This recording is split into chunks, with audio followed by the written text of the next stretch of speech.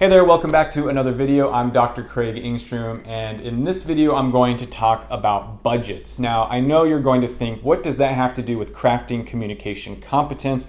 Let me explain. So I think that budgets are a really good tool for you to use to free your mind from so that you can focus on other things.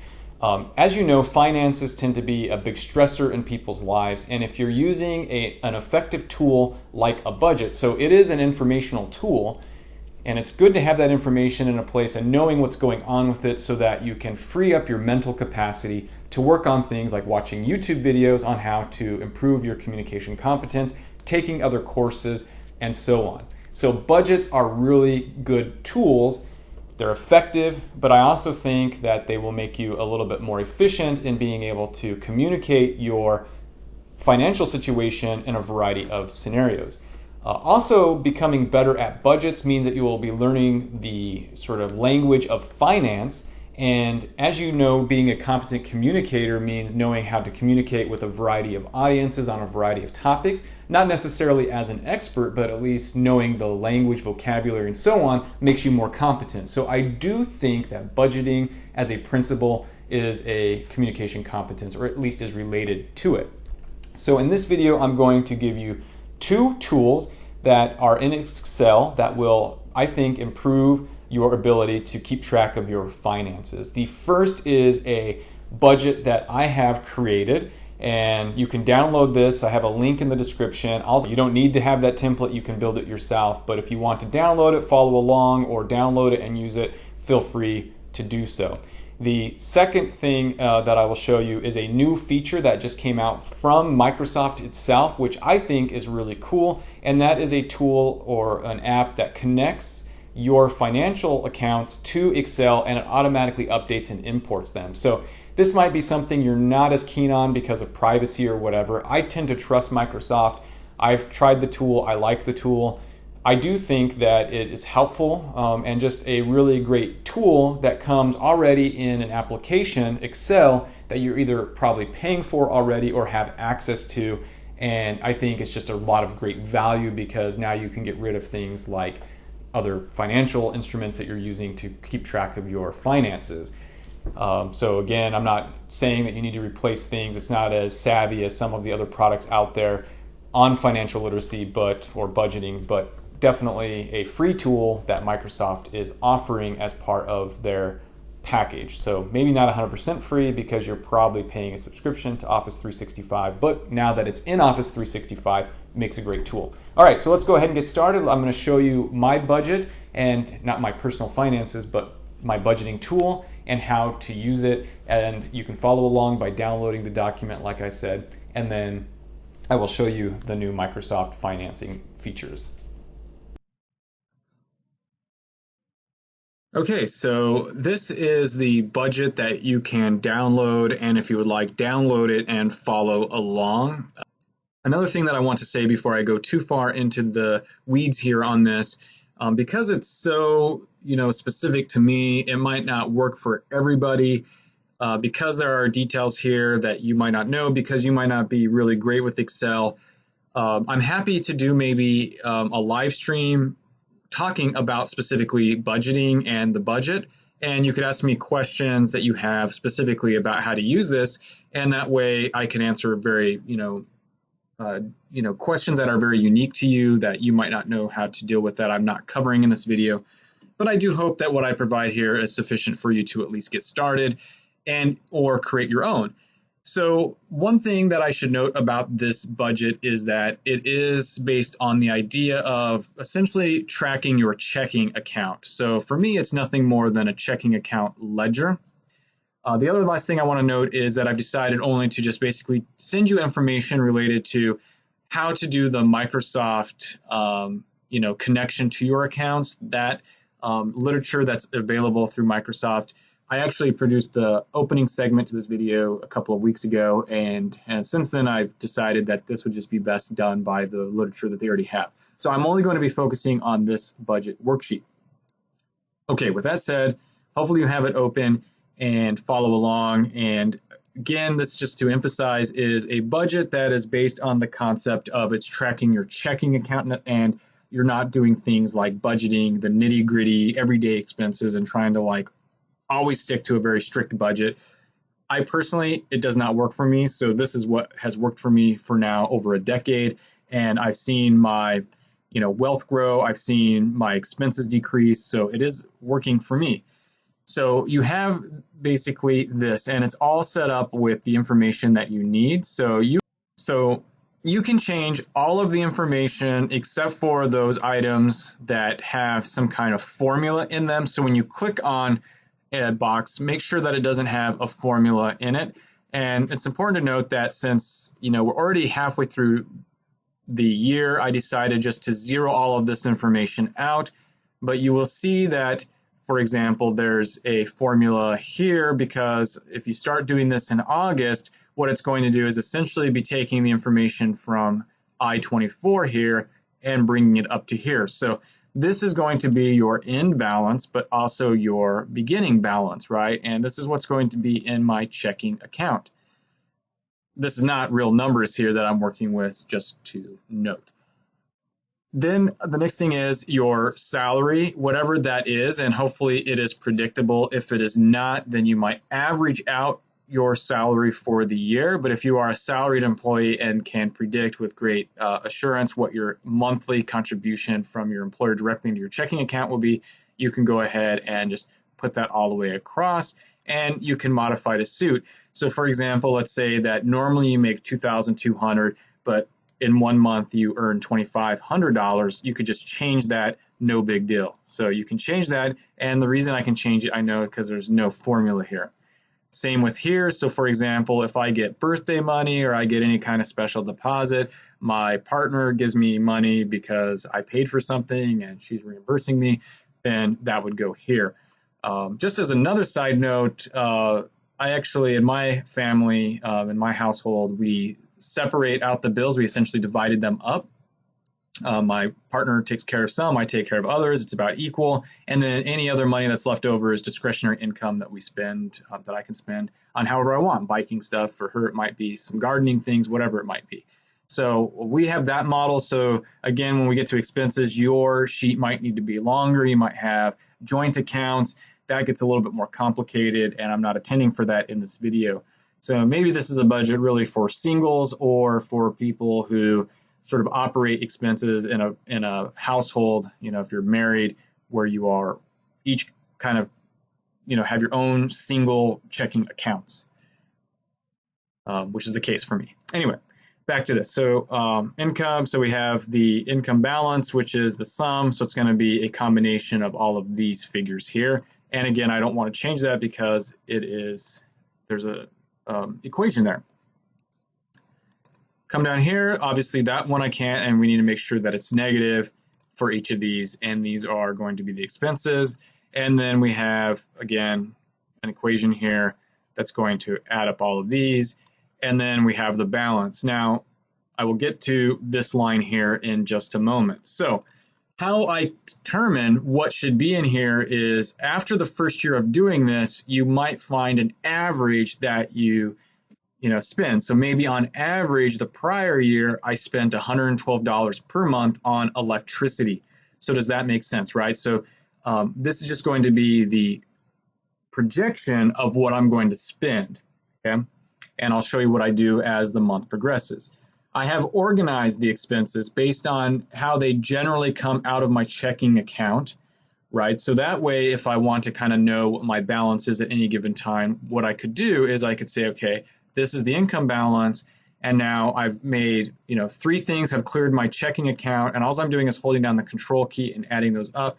And then if I look down here, the sum is $1,763. So what I would expect is that in my checking account, there is $1,763 currently in it. I generally don't do that throughout the month, because what I'm looking at is this imbalance, and I'm like, obviously at the end of the month, I'm anticipating that I'll have $960.43 in my checking account if all of these expenses hold true. Okay, but we know that these are just averages and it's all set up for the year. But what's nice about this is, based on my income, I can look at the end of the year and I can say, I'm probably going to have $2,662 in my checking account at the end of the year if all of these expenses ring true. If on average I spend the exact same I did the year before, I'm actually growing my wealth here. So that's, again, very helpful. Okay, so what I do is as the month progresses, so let's say in August, I don't anticipate I'm going to withdraw money, or I haven't yet. I could actually just put a 0 here and 0 that out, okay? Electricity, let's say the bill came in, we had a couple cooler month, and it came out to $98. Now, once it clears my account, I like to change the color to something like purple or blue, or some nice color, green or whatever. So in this case, let's say all of these have cleared. These are all different numbers. It would look something like that. So I know all of these have cleared my account if they are purple. Let's say my mortgage, that doesn't change, or my rent, that's $800. And it's the beginning of the month, so I wrote a check. Let's just say that I'm still writing checks for these things, and I sent it to my landlord or to the bank, and it has not cleared yet. I change it to a red color. So what it says to me is that that money has been spent. I'm just waiting for it to clear my account, and then I'll log into my checking account about every 3 or 4 days, and I'll see if it's cleared. Once it's cleared, I just change the color to purple. So that's my method of tracking this pieces of information. I send, my credit card bill comes out to $2,015 this month. I sent it off, or I know that it's going to withdraw from my account automatically. I change it to red. Once it's cleared, change it to purple. Say my second credit card, I put no money on. So again, I can change to 0. I can even change it to purple just for consistency, and so on. My life insurance, I know that one's always going to come out, so I'm going to change that to red. My homeowners, I know that one always comes out, just waiting for it to clear. My savings, this is now down here at the bottom, is money I pay to myself. So these could be expenses that you're paying others, but could also be expenses that you're paying for to yourself, right? So I budget in that I'm going to move $50 to savings. I'm going to pay myself every year, and I know that it's going to withdraw. Let's say today's the 3rd. I know it's going to draw on the 5th or something. I'm going to put that down. So again, I would organize these from when you spend them to when you don't. So I'll explain how to change this in a moment, how you can do that. Okay, so I'm just showing you how I sort of follow it along. Now, one thing you might notice is like, well, doesn't this guy eat? So here's the thing, right? So it depends on what level of sort of budgeting you want or how you withdraw your money, but I put everything on credit cards. So that's my method of doing things. Every expense that I have, if I can put it on a credit card, I put it on a credit card so I can earn points. Now, this works for me because I do not carry balances on credit cards, okay? I've been fortunate enough to never have a balance on a credit card. That is outstanding. So for me, like whatever I put on my card, I pay off every month, and that's that. So if you have sort of an outstanding balance on a credit card and you're sort of like trying to project how you can pay it down, I understand.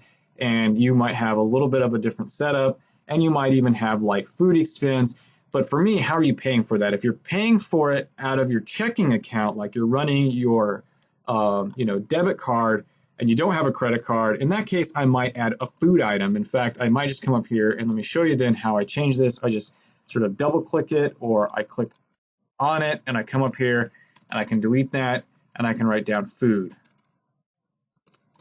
Okay, so that could be my food expenses, and I'm just going to track this. Every time I make a food purchase, I'm just sort of tracking it. Okay, so you might need more items. In that case, all you're going to do is say, like, I want to put something between food and electricity. I'm going to highlight this. I'm going to right-click my mouse, and I'm going to go to Insert.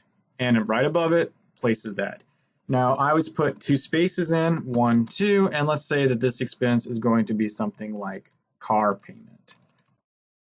Okay, and every month you know that you're going to essentially spend, because you have a car payments tend to be set in stone, $350 every month. So now what I can do is just take this, I'm going to drag it over, and there you have it. So now I can see that I have $1,386 at the end of the year, all things being equal in terms of my salary, not changing. Again, yours might fluctuate, and say 1 month, let's say you actually make less money, you can kind of be watching this and say, okay, I'm still okay for the year as long as all things hold equal. So again, this is just a great way for me to project. Now, then I go into 2021, and you will see that up here, what I've done is I've said, okay, take the ending balance and move that up to here. And if all things, let's say I don't get a salary increase, it all stays equal, I have the same average for the year, I'm going to essentially do the same thing. But let's say, for example, my electricity, when I go back to 2020 and I look at the average of my electricity, just going across this line, if I go down here, you can see the sum is 546 with an average of 4550. Now, this is not going to be accurate because obviously I have all of this, right, missing. So the first year it might not be inaccurate. You could also just take your, last several months average. So let's say it's going to be, 125. It gets pretty cold. So we get, like, for some reason we had gas and everything for the holidays and it just went up like crazy, and 212. And then now I'm going to take the average of these. So the average is 159.40, and I can go to 2021 and I can go minus 159.40 and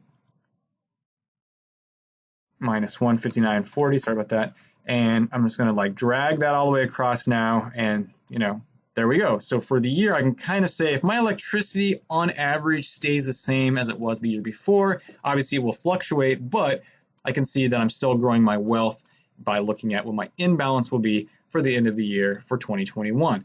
So that's how I sort of do that work. Now you will note though, because I don't have this set up as a dynamic worksheet, when I go to 2021, it is now missing the item that you added, but that's not too complicated because unless you really make a lot of changes, you can just insert, do the same thing. Or another thing you can do is take all of it, say copy, go to 2021, paste it in. Of course, it's going to now make them all like it was before, but I can easily just reformat things back to the original.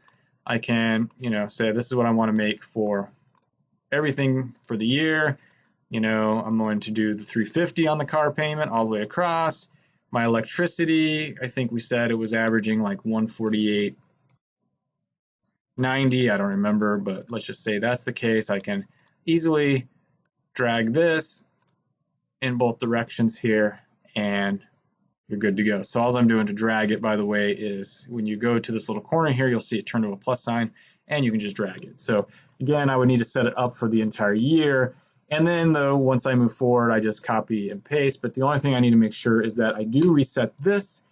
So I'm going to do equals, go back to 2020, click on the imbalance, hit enter, and there you go. Now everything should be set up for you pretty easily. So I've gone a little bit more into the weeds than I wanted. The main thing was I was just showing you how to do this, and hopefully with just some minor tweaks, you can change the budget to suit your needs. Now, one thing that I said I would get back to is really two things. So all of the top items are expenses to others. All the bottom ones are things that are either special or I pay myself. So for example, I send money to my savings and I send money to my brokerage account every year. So I'm paying I'm paying myself $100 a month, for example.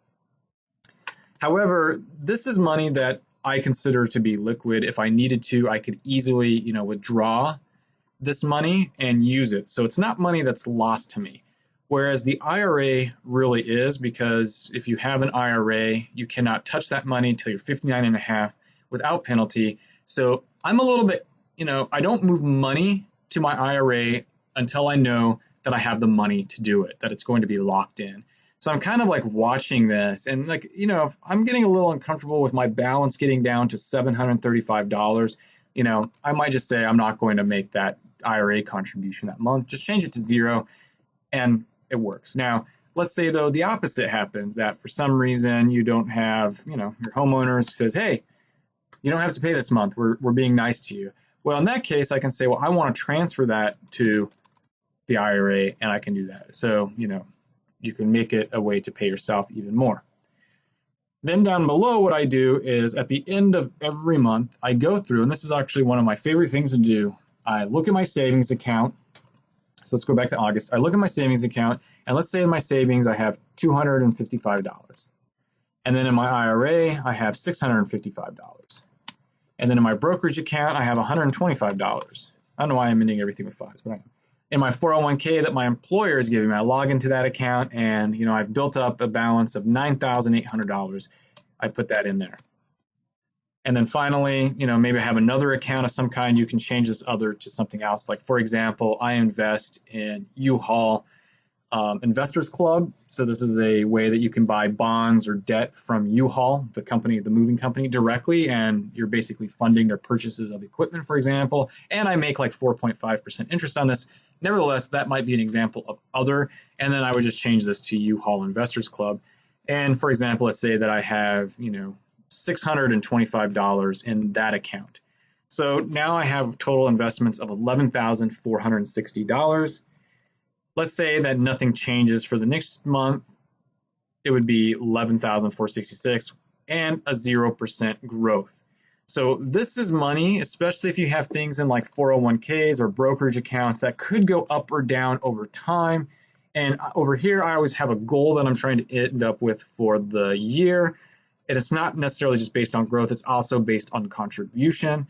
So, if I maximize my IRA by putting $600 a month in over the course of the year, then my IRA account figure will grow, even if the market is going down. But hopefully the market is going up, and in which case every month you're going to have some changes. So let's say, if I'm moving $50 a month over in my savings, this should be $305, and maybe I earn some interest, $305.25. And then my IRA, I put $100 over there, and it comes to, $755. And let's say it grew some, and I'm actually at $805 now. My brokerage account, maybe let's say that went down a few dollars. So now it's at $109, and I didn't make any extra contributions. My 401k, my employer, I contributed, and so on. This is now at $10,200, and other amount didn't change, but you will see that now this is $12,000, and I have increased my wealth by 5% over the year. And I just keep doing that until I get to the end, and then in 2021, it sort of resets. But I change my goal perhaps. So let's say my goal might be 110,000. You can change this on your own, and just gives you some goals to sort of work for. Now, I like watching this. In some years, I've just watched my wealth increase substantially here. Okay, so that is the budget. The last thing that I want to show you that I added to the budget for you is this loan payment calculator. And you can use this as a tool for yourself, or you can use it as a tool for, going in to buy a car. And trust me, when I pull up my Excel spreadsheet and I start doing numbers in front of a car salesperson or anybody trying to give me a loan, they understand that I'm not messing around, and they will treat me a lot better. They'll probably give me a better rate. Lots of things happen. So basically, though, it's pretty simple. Anything in green, as it says, you can change with your specific information. All other items you need to keep the same because I have equations and calculations in here. So again, you can change the green. So let's say, for example, you're looking at buying a house currently, and that house is going to be $135,000. That's what the listing price is, or that's what you've talked them into giving you that price. You talked them down $10,000. It was listed for $145,000. Now it's $135,000. You have to do a 10% down payment. That's pretty average. But that could change. So for example, let's say that you wanted to change that to, 0 because you can't put a down payment and the bank's willing to lend you the money without a down payment. You could easily change that to 0, and it won't change anything except for figures over here, which are automatically calculating. Okay. So I just set it up so you can change the green. Now the interest you probably will change. Right now the rate is actually not too bad. You're going to probably get a better rate than 4.19%. Let's say that you're going to change it to 3.899%. Now note what's going to happen over here is everything's going to be calculated differently, right? Hit enter, and my monthly payment has decreased. So what I'm setting this up for is essentially calculating your monthly payment for you. Pretty simple. So let's say, for example, I am buying a more expensive house, right? So I could pay $594.08 per month if I put a $13,500 down payment on $135,000 with an interest of 4.199%. Any of these variables change, and the monthly payment will change. The price goes up to $165,000. My monthly payment now is $740.77. My down payment, I increase it to $26,000. My payment has decreased by several dollars. The interest rate changes. It goes down to 2.999, 512. It goes up to 6.999, 808. Whoa, that's a huge increase, right? So you can get a sense of how everything is changing in terms of the variables. Let me go back there. I accidentally hit undo too many times. You can change the life of the loan if you want. I don't recommend doing it here because it is an equation, but let's say you now want to do a 15-year loan. Your payment would be $910 a month. Of course, when you do a 15-year loan, usually the interest rate drops, and you might even get some kind of a rate like 2.099%, and you can see like what your savings would be. So you can kind of play around with the numbers here and get a sense of what you would pay. Now note that your actual outlay of payments under this model, 30 years of payments at $594.08, you're going to pay $92,000 in interest. So think about that for a while, right? That's huge. So one thing you can do is say, you know what I want to do? I want to add just a little extra payment every month because I was renting for $800 in my examples before. I'm almost at $800 by adding 3. Maybe it's going to be $900, but let's see here, right? If I add an extra $300, my monthly payment is only $94 more than it was when I was renting.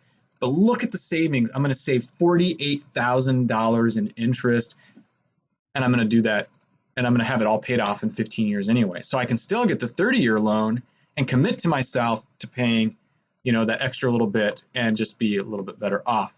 The other thing is you can change what your taxes would be. So if you can get a sense of what the taxes might be on an annual basis, you just put the annual tax rate in there, whatever your insurance is going to be on the home for the year, put that in there, and then you can see what your required payment probably through if you're escrowing or doing anything where the bank is paying all of this, this is actually what you'd be paying to the bank. So you can see here adding that extra $300 might be a little bit more tricky once you add in all the other expenses of home ownership. But let's say I do add that extra $300, I would need to come up with $1,186. If I dropped this down to 100, I need to come up with $986. So see, all of my equations are changing for you based on what you input. Essentially, all of these items are the same. You can do it for a vehicle. I set that up just with different parameters. Again, with the extra payment, shows you how quickly you can pay off your car. You can get a sense of what this is going to be. How you can test this too. If I go 0% interest, right? Basically, my payment, right, should be $17,000 because I've made a down payment. If I make no down payment, then my actual is $18,500. So it shows you how it's doing all these calculations, right? So just to show you that it is adding it up correctly. Taxes, insurance, and so forth. You can do the same thing here.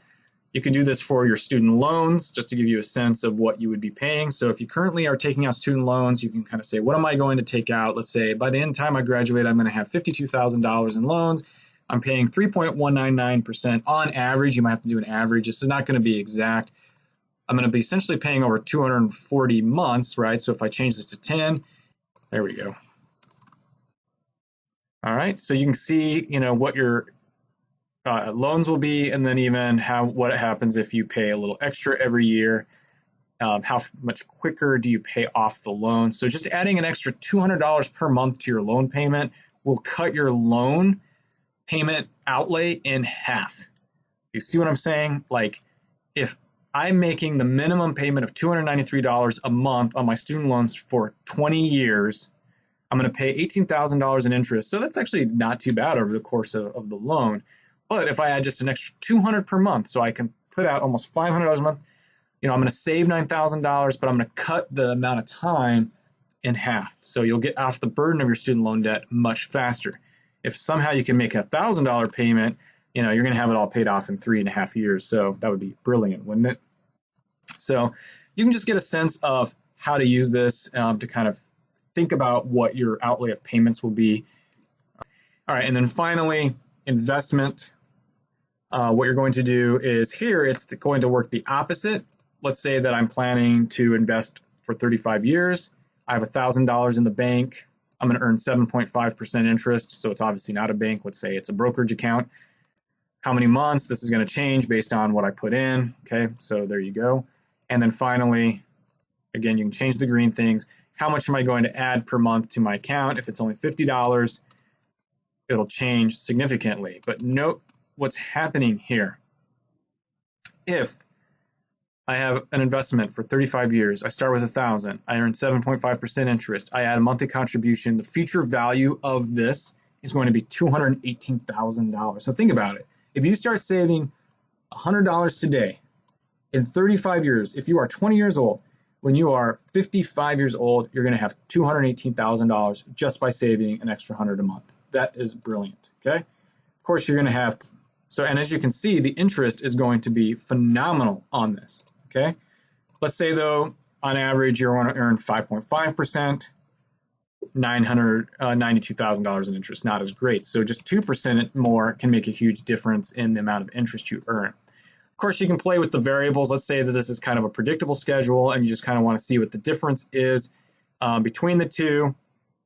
You're putting in an extra, you're earning, what happens if I earn 5.5% interest and I save, but I save $500 a month. What's the difference? Well, I'm still earning more interest if I'm getting a higher rate, even just at 100. So, and note that if I change this to 420 to make this even, the difference would be phenomenal. If I was earning 7.5 and I made a contribution of $400 more, I would have earned in the same equivalent time $819,000 more just by putting an extra $400. So let's just say, let's put an extra $200. So everything's the same, right? 1,000, 7.5 interest, 420 months. The only difference here is I've doubled how much I'm saving, but the difference is going to be more than double of what I've put in. So, okay, so there you have it. That is how you can become a more financially savvy person, know your budget. As you saw with my tool, I know exactly what my expenditures or a good projection of those expenditures will be for the entire year so that I have more time to be thinking about other things. Of course, I'm not keeping track of every cent that I'm spending. It's not that kind of budget, but it is a helpful tool. The other tool that might be helpful is Microsoft's Finance Excel application plugin. Go ahead and check that out in Excel. Next time you open it, it might even have a thing that says that it's available. That's how I discovered it. I do hope that you will try these out. If you happen to like this video, go ahead and hit the like button. Share it with others that you think might need some financial literacy in their life. And do feel free to subscribe to the channel. I would greatly appreciate it.